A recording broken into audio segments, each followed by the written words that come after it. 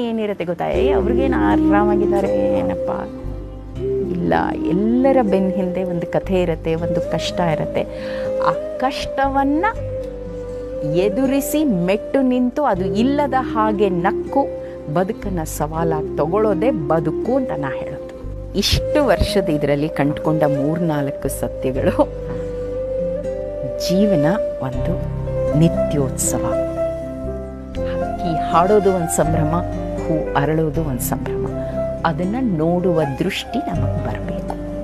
ಒಂದು ಇಷ್ಟು ಕೋಟಿ ಜನ ಇದ್ದಾರೆ ಅಂದರೆ ಅಷ್ಟು ಕೋಟಿ ಮನಸ್ಸುಗಳಿರುತ್ತೆ, ಅಷ್ಟು ಕೋಟಿ ಆಸೆ ಆಕಾಂಕ್ಷೆಗಳು, ಪರ ವಿರೋಧ ನಿಲುವುಗಳಿರುತ್ತೆ. ಆಯಿತು, ನಿಮ್ಗೆ ಸರಿ ಹೋದರೆ ಒಪ್ಕೊಳ್ಳಿ, ಸರಿ ಹೋದರೆ ಬಿಟ್ಟು ಹಾಕಿ ಆ್ಯಂಡ್ ನಗಣ.